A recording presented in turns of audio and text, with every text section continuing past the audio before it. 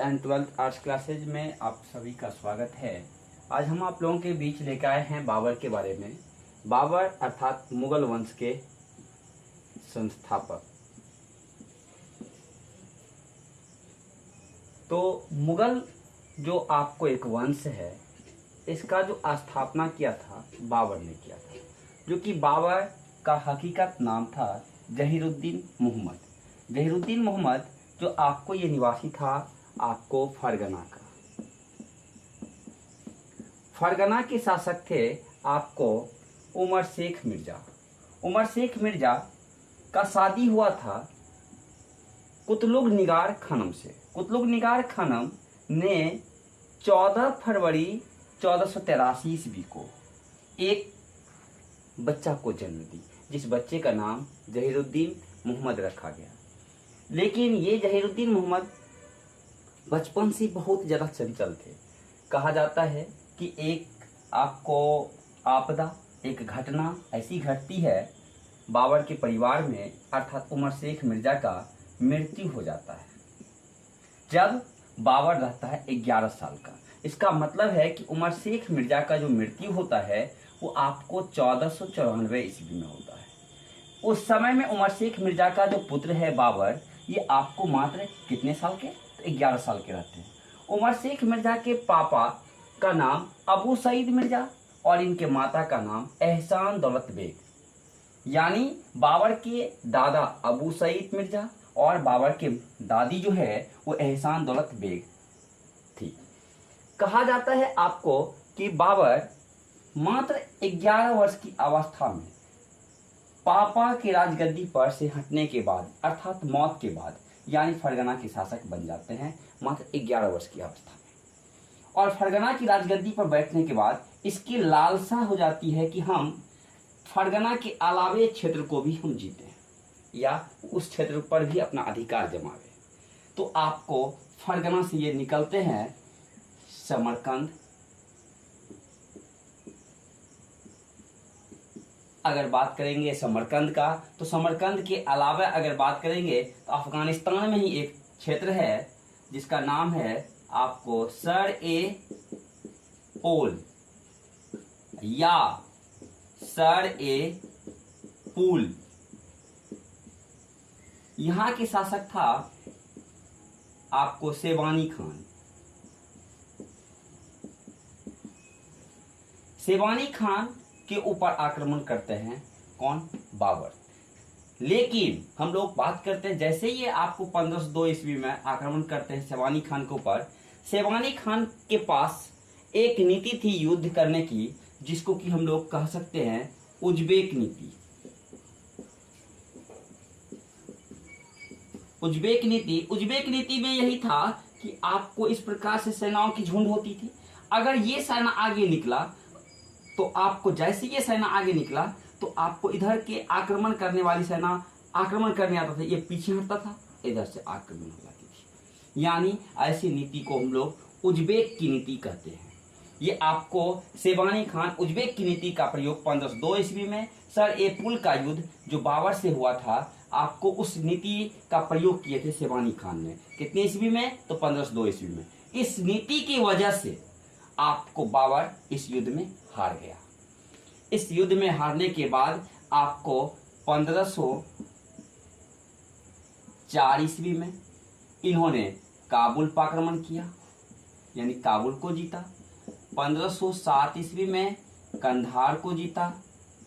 लेकिन इसका एक नीति ये रहा कि जीतते गया तो इधर तक में इधर आपको इसके फरगना में आपको विद्रोह होता था, फिर वहां जाता था, फिर यहाँ आता था, यहाँ जाता था, वहां, ये आपको घटना चलती रही। लेकिन ये बाबर आपको फरगना के बाद जो आपको सर ए पुल में युद्ध किया था, अर्थात सर ए पौल में युद्ध किया था सेवानी खान से, इनसे एक नीति सीख गया जिसका नाम है उज्बेक नीति।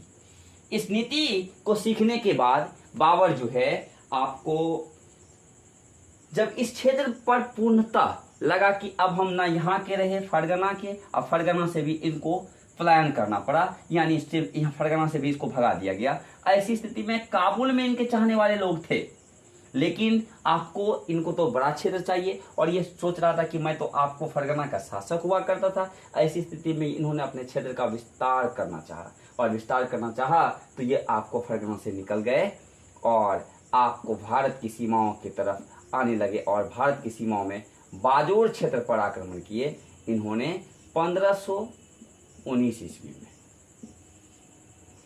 1519 ईस्वी में अगर बात की जाए तो आपको भीरा पर भी आक्रमण किया, जिसको आप भेरा भी कहते हैं। इस प्रकार से यहाँ के छोटे छोटे क्षेत्रों पर इन्होंने 4 बार, एक बार ये बाजोर में, फिर आपको भीरा, इस प्रकार से इन्होंने 4 बार आक्रमण करके इस भारत की सीमाओं के जो आपको इलाका है इसको जीत लिया। अब इसकी नजर डायरेक्ट यहाँ दिल्ली के शासक जो है आपको इब्राहिम लोदी पर था। इब्राहिम लोदी अर्थात लोदी वंश का शासक। इब्राहिम लोदी दिल्ली का शासक अर्थात इब्राहिम लोदी यानी आपको लोदी वंश का शासक। इसका भाई था इब्राहिम लोदी का महमूद लोदी।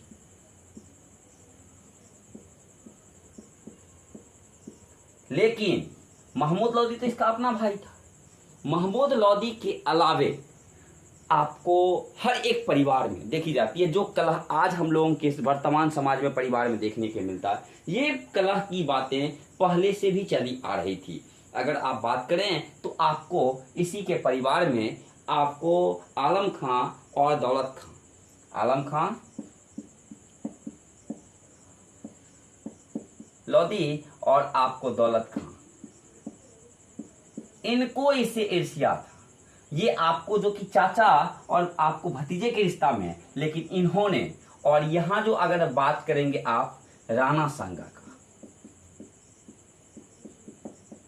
राणा सांगा भी आपको बाबर को आमंत्रित कर रहे हैं, आप आइए और इब्राहिम लोदी को खत्म कीजिए, लूट लीजिए, चले जाइए और आप इस क्षेत्र को छोड़ दीजिए, मैं राजगद्दी पर बैठ जाऊंगा। लेकिन आलम खां और दौलत खां इसकी भी यही सोच थी कि आएंगे लूट के चले जाएंगे। लेकिन बाबर तो इस क्षेत्र को जीता, बाजोर, भीरा और अन्य क्षेत्र को, इसके छोटे छोटे क्षेत्र को, इनका सोच था कि अगर मैं यहां से वापस जाऊं तो जाऊं कहां, या इतने क्षेत्र पर रह जाऊं। अगर यहां से जाते हैं तो हमको फरगना में तो रहने देगा नहीं, सिर्फ काबुल में कुछ लोग चाहने वाले हैं। फिर ऐसी स्थिति में आपको अनेक समस्याओं का बाबर को सामना करना पड़ा था। लेकिन राणा सांगा सोचते थे कि बाबर तो अपने क्षेत्र का खुद का शासक है, आया है लूटने के लिए, लूट के चला जाएगा। लेकिन ऐसा तो होता नहीं है। तो आपको इतने में आलम खां और दौलत खां इनको आमंत्रित करते हैं, आप आइए और लूट के चले जाइए, यानी इससे युद्ध कीजिए। दौलत खां और आपको आलम खां के ये जो खबर देते हैं आपको बाबर को बाजोर में, तो ये आपको इससे कहता है कि देखो भाई, हम तो पहाड़ी इलाका के हैं और ये जो सर ए पॉल में आपको जीतने गया, जो कि ये भी पहाड़ी इलाका अफगानिस्तान का, लेकिन यहाँ भी जीत नहीं पाया, तो आपको, हम तो दूसरे क्षेत्र के हैं, तो तुम हमको रास्ता के बारे में मालूम नहीं है, हमारा खान पान कैसे होगा, बहुत सारी समस्याओं का, तो वो कैसे होगा। ये लोग उनको मदद करने के लिए तैयार थे, क्योंकि इन लोगों को तो सत्ते की लोग थी, जो लोग आज भी वर्तमान में देखी जाती है विभिन्न आपको राज्यों में हो या देश में हो। तो ऐसी स्थिति में आपको आलम खां और आपको दौलत खां और राणा सांगा इधर से सपोर्ट करता है, किनको, तो बाबर को। तो बाबर यहाँ से बाजोर से आते हैं, यानी हरियाणा के एक जगह है जिसका नाम है पानीपत। यहाँ पानीपत में लड़ाई करते हैं आलम खां और दौलत खां और राणा सांगा के, यानी मदद करने की ही वजह से ये आपको आक्रमण कर देते हैं पानीपत में। किससे? इब्राहिम लोदी से। तो इब्राहिम लोदी से ये आपको युद्ध करते हैं, जिसका नाम होता पानीपत का प्रथम युद्ध, यानी आप हम कह सकते हैं इसको पानीपत का प्रथम युद्ध, जो आपको 21 अप्रैल को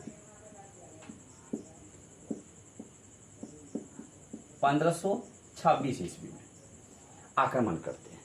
तो 21 अप्रैल 1526 ईस्वी में जो आक्रमण करते हैं पानीपत का, इसका नाम होता है पानीपत का प्रथम युद्ध। इसी युद्ध में जो इन्होंने सर ए पुल से कौन सी नीति सीखा था? उज्बेक की नीति। उज्बेक की नीति का प्रयोग करते हैं पानीपत की प्रथम लड़ाई में आपको इब्राहिम लोदी के सामने। तो ये तो आपको जानते नहीं थे कि आपको उज्बेक की नीति क्या होती है। इसी नीति को हम लोग विभिन्न नामों से भी जानते हैं। अगर हम लोग कहें तो इसी को तुलुगमा नीति के नाम से भी जानते हैं।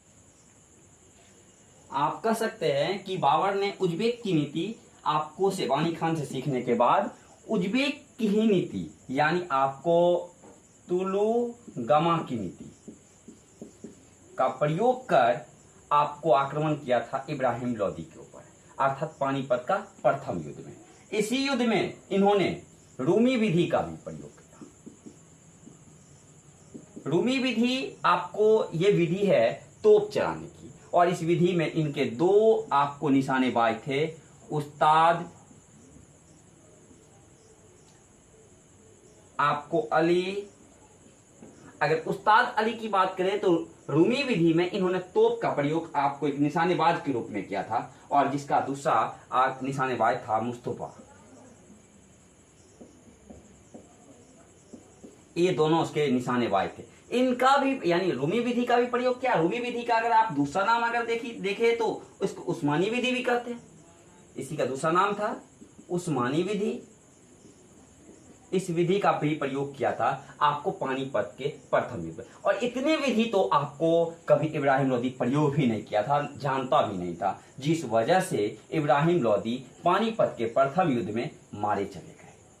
अर्थात पानीपत के प्रथम युद्ध में जैसे ही मारे गए तो यहाँ पर ये आपको बाबर राजगद्दी को हथिया लेते हैं, और राजगद्दी पर जैसे ही शासन करते हैं, अर्थात इसकी जो प्रथम युद्ध मानी गई अर्थात पानीपत का, इसमें बाबर का जीत हो जाता है। और बाबर यहाँ से जीतने के बाद, और आप याद रखें कि जब कोई व्यक्ति किसी क्षेत्र को जीतता है तो उसका जो उत्साह है वो बढ़ता ही जाता है, उसको अपने आप पर विश्वास हो जाता है कि मैं अगर दूसरा क्षेत्र को जीतूं तो हमें आपको दूसरे क्षेत्र पर आक्रमण करें तो उस क्षेत्र को भी मैं आसानी से जीत सकता हूं। तो बाजोर को जीता, भीरा को जीता, और भी क्षेत्रों को जीतते हुए ये दिल्ली पर आपको सत्ता कायम कर लिया। दिल्ली पर सत्ता कायम करने के बाद इसका यानी आपको इसको लगा कि हम इसके बाद हम राणा सांगा के क्षेत्र, अर्थात राणा सांगा जो है खुद आमंत्रित किया था, और इसको जीतने के बाद इन्होंने घोषणा कर दिया कि मैं अब नहीं जाने वाला हूँ कहाँ, फरगना, और मैं यहीं भारत में रहना चाहता हूँ। इसको देखते हुए आपको इसको लगा राणा सांगा को कि यह तो गलत बात है। ऐसी स्थिति में राणा सांगा को आपको बहुत सारी समस्या होने लगा कि अगर ये जाएगा नहीं तो समस्या ही समस्या है। तो राणा सांगा को साथ देने के लिए आ गए इनका भाई महमूद लोदी। महमूद लोदी के अलावा इनको साथ देने के लिए अगर बात की जाए तो जैसे ही हमने बात किया था कि इब्राहिम लोदी ने मारा गया था, इब्राहिम लोदी के अलावा आलम खां तो आपको जीवित था। आलम खां तो जो सोचता था वो हुआ नहीं, तो आलम खां भी इसके साथ आ गया। आलम खां के अलावा अगर बात करें तो यहाँ जो आपको चंदेड़ी है, तो चंदेड़ी के राजा मेदिनी राय भी इनके साथ देने लगे। देख लीजिए, आपको मेदिनी राय साथ देने की वजह से ये भी बर्बाद फिर होते हैं। तो आपको इन राणा सांगा और आपको बाबर के बीच यहां खानवा में युद्ध होता है, जिसका नाम होता है खानवा युद्ध, और ये होता है आपको 17 मार्च 1527 ईस्वी को। और इस युद्ध में भी आपको बाबर का जीत होता है। तो बाबर का जीत आप बाजोर में जीता, भीरा में जीता, इस क्षेत्र को जीतते जीतते दिल्ली को जीता है तो खानवा को जीत गया।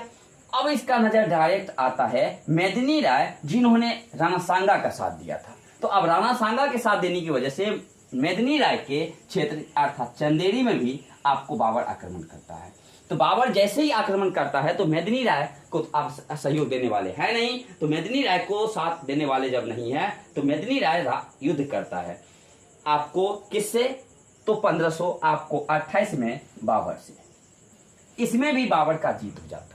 अब देखिए, बाबर का अभियान बाजोर से कहाँ, दिल्ली से कहाँ, खानवा, राणा सांगा को पराजित करके, राणा सांगा को खानवा में पराजित करने के बाद चंदेरी में भी पराजित कर दिया। किनको, तो आपको मेदिनी राय को। मेदिनी राय को जैसे ही पराजित किया, इसका तो आत्मविश्वास आसमान पर, इनको लगा कि अब मैं तो इस भारत के ऊपर आसानी से मैं शासन कर सकता हूं।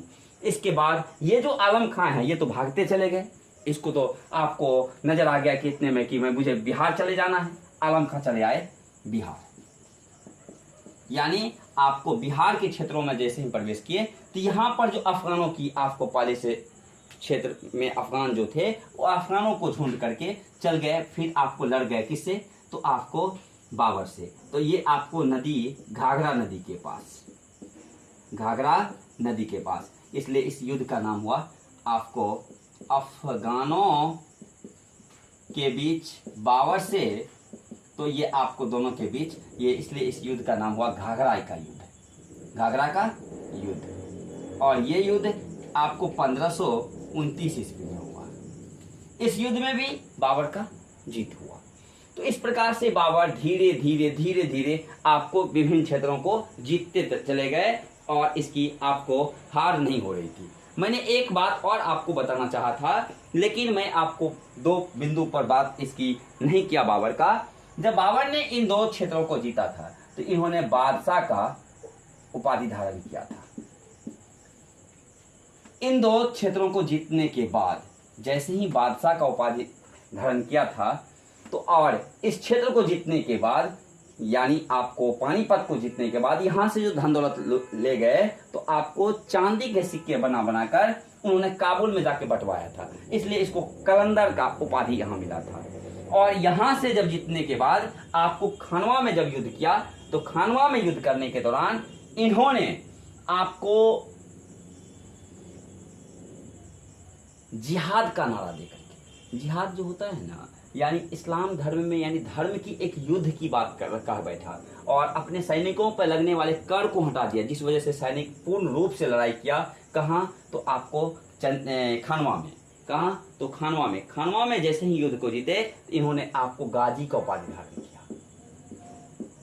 तो इस प्रकार से आपको यहाँ बादशाह, यहाँ आपको कहने का मतलब है गाजी, और यहाँ आपको जीता था पानीपत के प्रथम युद्ध में, और जब यहाँ बंटवाया था तो आपको कलंदर, यानी इस प्रकार से बाबर उपाधि धारण करते गए। लेकिन बाबर जो देखिए, कहा जाता है कि माँ बाप कुछ जब दुआ करते हैं ईश्वर से, अल्लाह से, भगवान से, गॉड से, तो कुछ दुआएं पूरा होता है।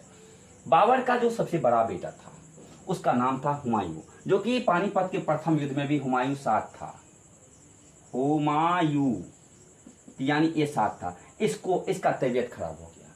तो तबीयत जैसे खराब होता तो बाबर का कहना हुआ कि अगर ये तबीयत मेरा खराब हो जाए लेकिन मेरे बच्चों का ठीक हो जाए, अल्लाह ईश्वर गॉड सुनने वाले, और सुनने की वजह से हुमायूं का तबीयत ठीक हो जाता है और बाबर का तबीयत खराब हो जाता है। बाबर का तबीयत जैसे ही खराब होता है तो बाबर धीरे धीरे धीरे धीरे ज़्यादा तबीयत इनका खराब यानी ज़्यादा बीमार हो जाते हैं, जिस वजह से बाबर का आपको 26 दिसंबर 1530 ईस्वी को मृत्यु हो जाता है। 26 दिसंबर 1530 ईस्वी को बाबर इस दुनिया को छोड़कर चल बसता है। तो हम आपको अगले वीडियो में इससे जो आगे की बातें हैं वो मैं आपको बताऊंगा। आप हमें कमेंट करके बताएं कि अगर आपको अच्छा लगा हो वीडियो तो निश्चित कमेंट में बताएं, और अगर अच्छा ना लगा हो तो आप बताएं कि कहाँ आपको समझ में नहीं आया।